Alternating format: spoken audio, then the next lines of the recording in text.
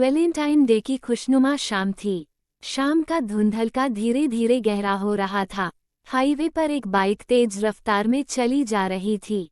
Bike पर दो लोग सवार थे, एक लड़का और एक लड़की। उम्र यही कोई 20-22 साल। दोनों एक दूसरे के पुराने दोस्त थे।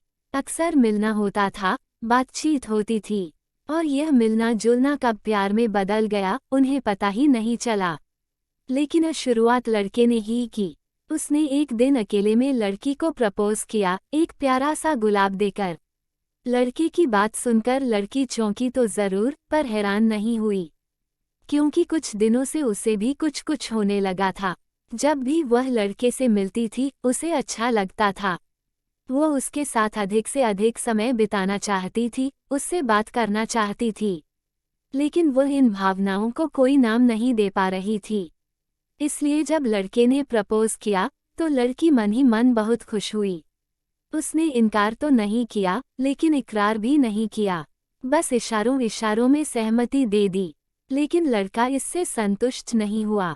उसने तय कर लिया था कि आज के दिन लड़की से उसके मन की बात कहला कर रहेगा। इसीलिए उसने आज एक पार्टी का अरेंजमेंट किया था। पार्टी में दोनों के क्लोज फ्रेंड्स आने वाले थे और वहां पर ढेर सारा धमाल होने वाला था। पार्टी में होने वाले रोमांच को सोचकर दोनों लोग बहुत एक्साइटेड थे।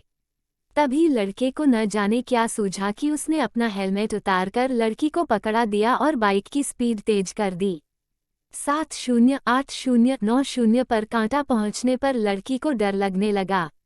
उसे हेलमेट को पकड़ने में दिक्कत हो रही थी, इसलिए उसने हेलमेट को पहन लिया और जोर से बोली, मैं कहती हूँ स्पीड कम करो।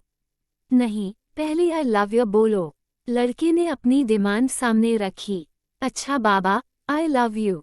अब स्पीड कम करो। नहीं, इससे काम नहीं चलेगा, गिव मी ए हग। कहते हुए लड़के ने मुड़कर पीछे बैठी लड़की की ओर देखा, लेकिन लड़की की नजरें आगे की आर थीं। आगे का नज़ारा देखकर वह एकदम से कांप उठी, क्योंकि सामने से एक ट्रक बड़ी तेजी से चला आ रहा था।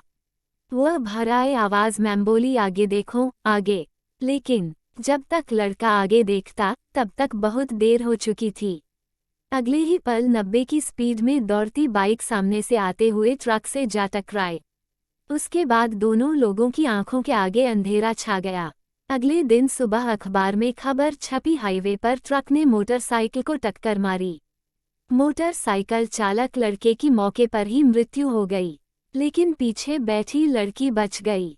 वो भी इसलिए क्योंकि उसने हेलमेट पहना हुआ था। दोस्तों, यह एक सच्ची कहानी है। यह बहुत कुछ कहती है। आप खुद समझदार हो, मतलब तो समझ ही गए हो। क्यों सही कहा न?